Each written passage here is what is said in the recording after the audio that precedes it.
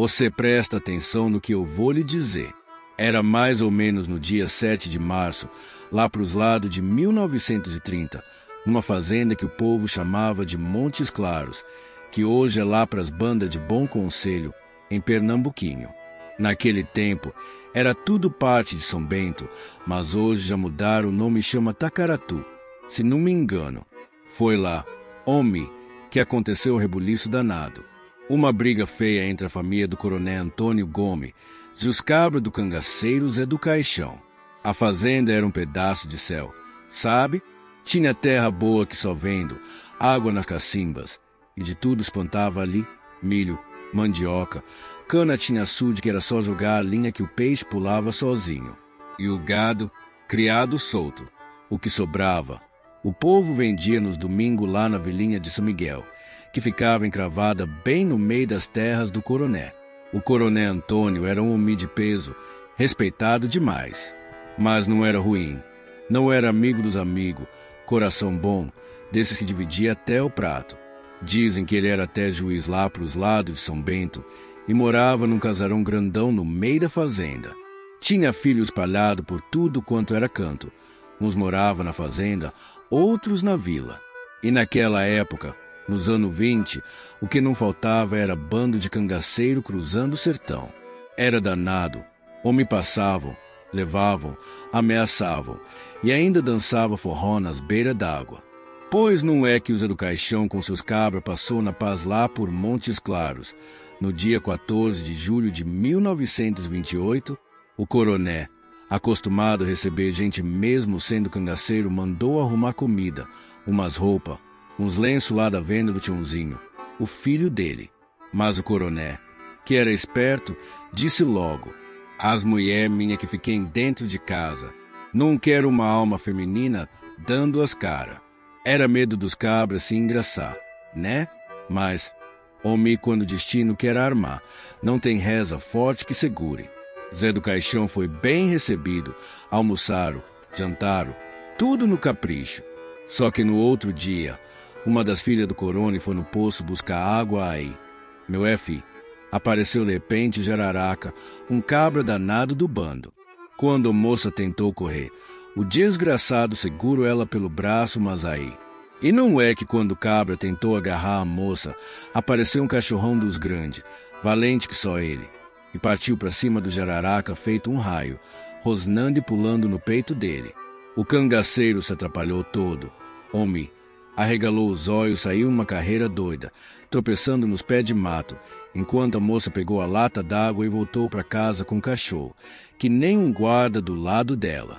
Quando o coronel Antônio Gomes ficou saber da história, homem, ficou com a cara no chão, triste que só ele, por ter dado pouso e comida para as do Caixão e ainda passar por isso. Zé, percebendo a cara amarrada do coronel, foi logo perguntando: coronel, o senhor tá com a cara ruim. Que foi que houve, homem? O coronel, ajeitando o chapéu, respondeu num fio de voz: pois eu recebi a queixa da minha filha, que um dos teus cabras tentou se engraçar com ela. Se não fosse o cachorro dela, podia ter acontecido uma desgraça daquelas. Zé do Caixão, com o senho fechado, olhou em volta e perguntou: e qual foi o desmantelado que fez isso? O coronel, sem pestanejar, apontou com o dedo: foi aquele negão ali, o Jararaca. Na hora, ele mandou amarrar o Jararaca num pé de tamarindo, bem firme, que nem bode brabo. Aí virou pro coronel e falou: diga aí, coronel, o que o senhor quer que eu faça com esse cabra? Pode falar que eu resolvo. Eu sou homem justo. O coronel coçou a barba, pensou um pouco e respondeu: não quero morte, não. Ele tentou, mas não chegou a consumar, graças ao cachorro. Só lhe peço, leve esse traste daqui. Tire ele das minha terra, que se eu ver de novo, eu mesmo acabo com ele. Zé do Caixão não gostou da prosa, não. Ficou calado, com os olhos apertados, só para ver até onde o coronel ia. Porque ele, no fundo, não ia matar o Jararaca, que era um dos cabras mais sabidos do bando. Tinha cabeça boa e tino de guerra. Mas ficou sentido. Pegou os cabras, Montou nos cavalos e foi-se embora sem dizer nem um até logo pro coroné. Mas mal tinham caminhado meia légua, aparece um moço novinho, uns 15 anos, montado num cavalo ligeiro, suando que só. Parou do lado de Zé do Caixão e entregou um bilhete do coroné. O papel estava dobrado e suado, mas dava para ler. Estava escrito assim: eu lhe recebi na maior boa. O bilhete estava assim: sem arrodeio, você foi mais um cabra safado que cuspiu no prato que comeu. Pois então, não apareça mais por essas bandas. Se vier, traga a alma preparada, que vai ser recebido a tiro, cabra, e leve seus cabruncos fedendo junto com você, porque aqui nós não quer mais saber de vocês. Tá me ouvindo? Zé leu aquilo com os olhos pegando fogo. Passou a língua seca nos beiços, pegou papel e carvão e escreveu na resposta que entregou pro moço. Na primeira vez que passei por aqui, respeitei você e sua gente. Mas agora, com esse bilhete atrevido, tudo vai mudar. Se prepara, coroné, que na próxima vez que eu vier, pode começar a rezar. Vai ter choro e sangue. O clima ficou pesado. Homia um silêncio no ar que até os passarinhos não cantavam mais. O povo daquelas redondezas sabia. A coisa ia estourar a qualquer hora. E foi no dia 9 de fevereiro de 1931, numa manhã quente e parada, que tudo mudou. Parte da família do coronel Antônio Gomes estava reunida na sede da fazenda, esperando o resto do povo que vinha lá da vila de São Miguel para um almoço. Estavam lá a dona Josefa Gomes, a matriarca, mulher do coronel, o Dezinho, cabra valente de confiança, o Aparício, que era seminarista em Ouricuri e estava de férias, o Mário Gomes, filho mais novo, a Francisca, nora do coroné, e uns amigos de peito como o seu Napoleão Pereira, a mulher dele, Dona Naninha, e Tozinho Mané Preto, afilhado de Dona Josefa. Tinha também o Pedro Dama, que era cego de um dos oió, mas tinha ouvido afiado e coragem dobrada. A turma mais raúda da família, como o coronel Antônio, o velho patriarca Gomercindo, o Antônio Aires, a dona Amélia e os outros filhos, já vinham subindo da vila de São Miguel rumo à sede da fazenda, quando escutaram o primeiro estrondo. Dezinho, com o rifle encostado no batente, ouviu aquele tiro e falou com o coração batendo forte. Homem, será que é tropa do governo? Mal terminou de falar. Veio a resposta, mas não foi em palavra, não foi um tiro seco, certeiro, vindo da mata. Quem puxou o gatilho foi o cangaceiro conhecido como Tempero, que vinha na frente dos cabra, espiando tudo. Por pouco Dezinho não levou chumbo no peito, mas foi ligeiro. Se abaixou e revidou com um tiro só, que pegou o Tempero bem na testa, derrubando o cabra no chão, morto na hora, que nem um saco de milho derrubado do caminhão. Foi aí que Zé do Caixão e os cabras dele endoidaram de vez. Começou um tiroteio medonho, bala comendo solta dos dois lados, o povo gritando, os animais correndo e a terra tremendo. Agora era guerra de verdade, com sede de vingança e cheiro de pólvora no ar. Eita, homem o pau canto que só o cão nesse dia. A verdadeira peleja começou ali mesmo, na frente da casa grande. Eram os Gomes de um lado e os cabras de Zé do Caixão do outro. Os tiros comiam no seco, parecendo trovão de fim de mundo. As balas passavam zunindo, quebrando moringa d'água, derrubando paiol, destroçando giral de queijo, e até galinha voava sem rumo, assustada com o barulho. Dezinho Gomes, Mané Reto e o Pedro Dama ficaram firmes no terreiro, segurando o fogo pesado e impedindo que os cangaceiros chegassem na porta da casa. Eles estavam só esperando o resto da parentada que vinha da vila de São Miguel, que já subia a ladeira correndo, com os rifles nas mãos, para engrossar o caldo. O tiroteio era coisa de doido. Homem, tiro de lá, tiro de cá. As mulheres rezavam, com o terço apertado entre os dedos, e os homens nem tinham tempo para mijar. Era bala e reza, tudo junto. No meio da confusão, Napoleão Pereira, que era valente demais a conta, levantou a voz no meio do tiroteio, feito quem desafia o próprio inferno. Cabra safado, tu não é de nada. Um bandido igual a tu, eu dou é peia no lombo. Tu tá falando é com Napoleão Pereira do Jardim do Ceará. Cabra, homem, não um desses fracos que tu costuma intimidar. Do outro lado, no meio dos cangaceiros, Dona Zinha, mulher de fé, tentava acalmar a filhada.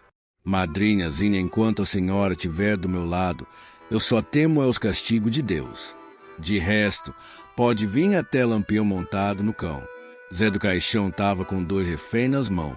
Um era seu Vicente Venâncio, um camponês amigo do Gomes, e o outro era o tal de Pedro Vieira Cavalcante, da cidade de Jardim. Tinha exigido da família dele 100 conto de réis, se quisesse ver o homem vivo. A coisa ia ficando feia. Homem, a hora do vamos ver estava batendo na porta. Ninguém sabia como ia terminar aquilo. Mesmo com poucos cabra, os Gomes lutavam com uma coragem que Deus me livre, como se tivessem um batalhão nas costas. Foi aí que chegou a turma que estava vindo da vila, entre eles o Gomercindo Gomes, homem de palavra firme e peito valente. Quando ele chegou, o tiroteio engrossou. Os cangaceiros sentiram o baque. Mas aí veio outro problema, a munição dos Gomes foi se acabando. Cada tiro era contado, e Zé do Caixão ia ganhando terreno, chegando cada vez mais perto da casa. Quando viu que o fim estava se avexando, o coronel Antônio Gomes mandou selar os cavalos e avisar os parentes da redondeza, inclusive o coronel Chico Romão, lá de Serrita. Segundo depois contou seu Vicente Vitorino, que estava como refém, aconteceu uma coisa que deixou o Lampião cabreiro. O rosário dele se quebrou no meio do tiroteio. E como os cabras do cangaço eram tudo supersticioso, o sinal era ruim. Lampião, coçando a barba com nervoso, disse: "O fogo desses homens tá brabo demais, meu rosário quebrou e ainda perdemos nosso melhor atirador." Ele estava falando do tempero, um cabra que sabia mais de fuzil que de prosa. Foi atingido bem na testa por uma bala dos Gomes e caiu duro no chão. Aquilo mexeu com o psicológico do bando. A Isa do Caixão, olhando para os lados e vendo o povo dele perder terreno, mandou bater em retirada. "Bora-se embora, cabrunco, hoje não é nosso dia. Vamos sair antes que reste só os ossos." E foi-se embora com o rabo entre as pernas, levando só o que deu para pegar na correria. Agora escuta, homem sabe o que aconteceu com Pedro Vieira, o refém que era para ter sido solto se pagasse um resgate. E foi aí, meu que o bicho pego de vez. No meio daquela retirada apressada, já com o sol alto e os cabras suando feito tampa de chaleira, Lampião não quis sair de lá sem deixar mais um rastro de morte.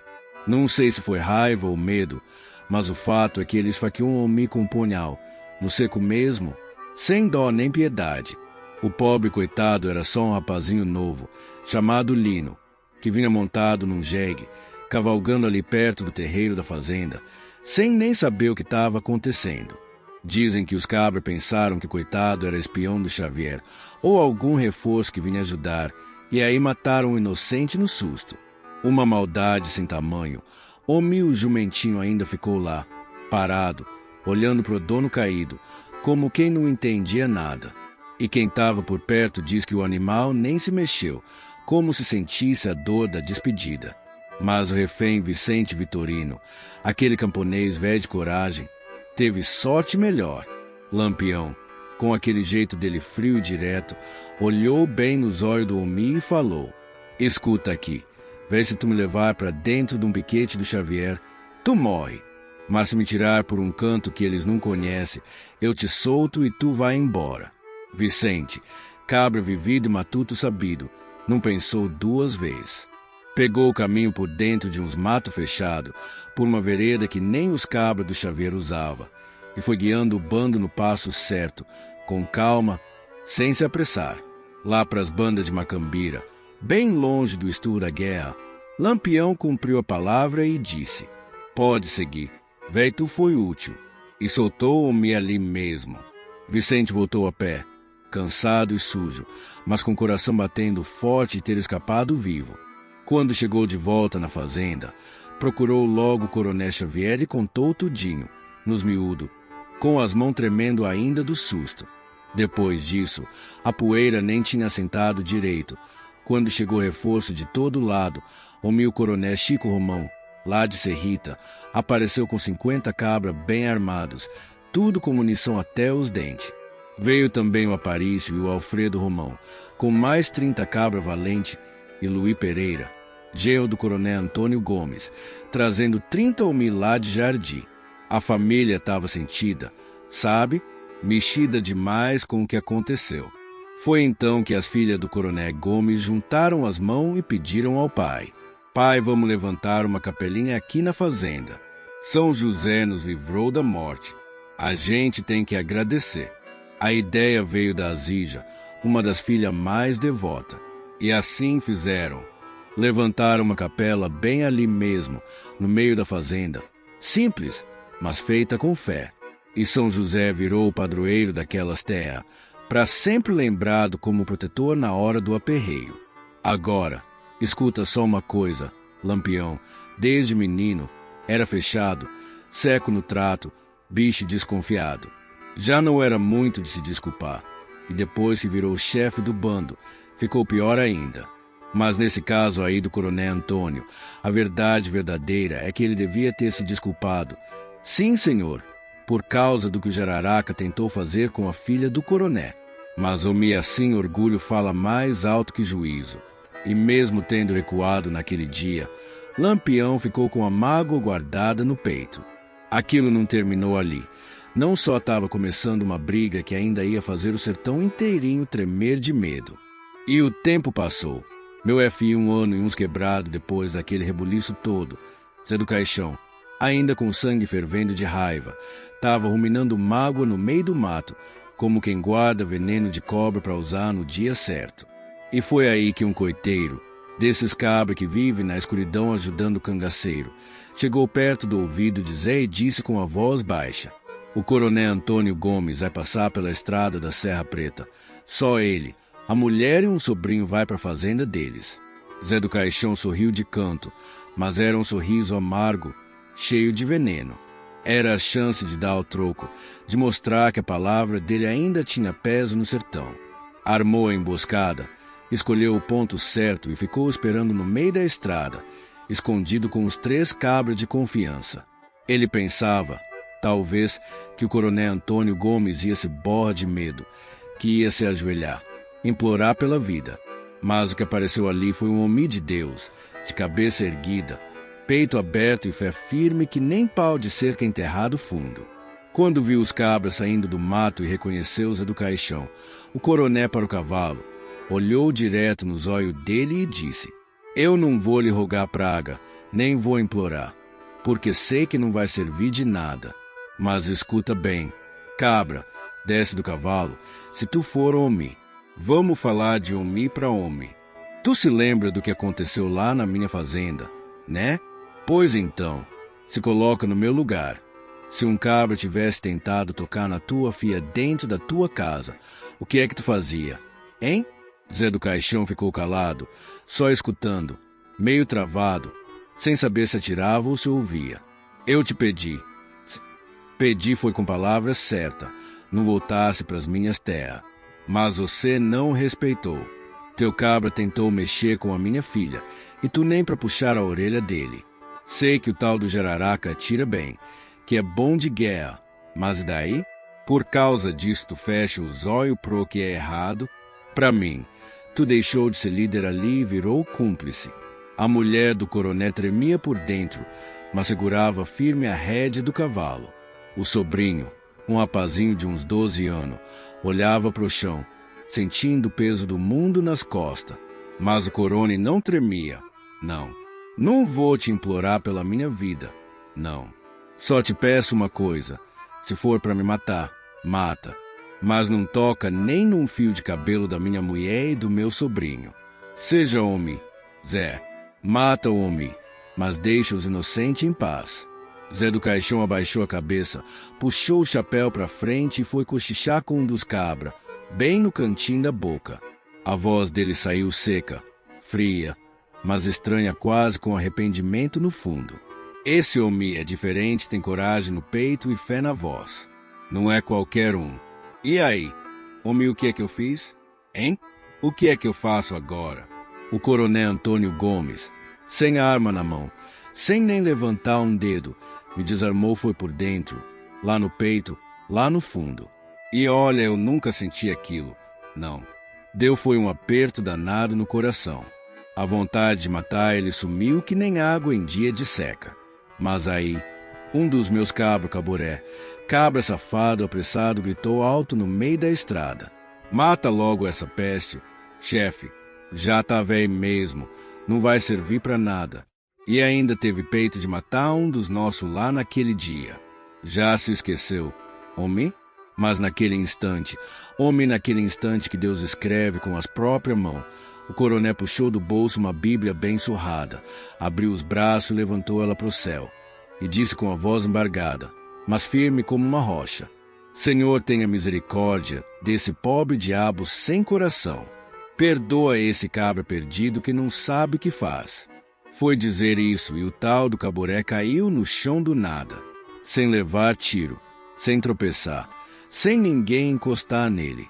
Caiu duro, feito pau seco, com os olhos virados e a alma indo embora, como se uma mão invisível tivesse chamado-lhe para o acerto de conta. Eu e meus cabras ainda tentemos acudir, mexemos no peito dele, sopramos, gritamos, mas não adiantou, não. O caboré estava mortinho da Silva, esticado no chão, com o sol batendo no rosto dele como se fosse uma sentença. Naquele momento, homem, eu entendi o recado. Não foi castigo, foi resposta. Eu, Zé do Caixão, me vi fraco, me vi covarde, me vi pequeno. Deus estava do lado daquele velho corajoso, e eu estava errado, mais errado que mentira em boca de padre.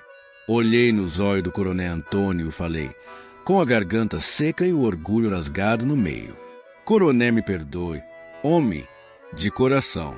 Agora eu vejo que quem errou fui eu. Devia ter dado castigo e chamada no meu cabra no dia daquela confusão.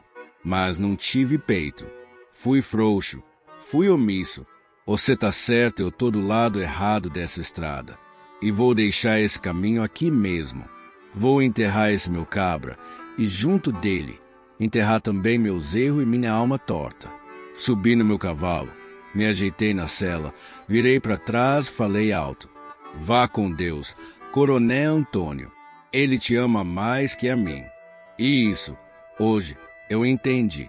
E fomos embora devagar, com o sol nas costas, carregando o corpo do caboré enrolado numa manta. Nunca mais voltei por aquelas bandas, e aquele dia ficou cravado na minha alma como espinho de Jurema. O dia que Deus botou um cangaceiro de joelho, sem precisar de uma bala sequer. Se você gostou desse caos, dá um like, compartilha com os amigos e a parentada. Se inscreve no canal, que tem mais história desse sertão velho de guerra. E clica aí na sua telinha pro próximo vídeo, porque o meu fui.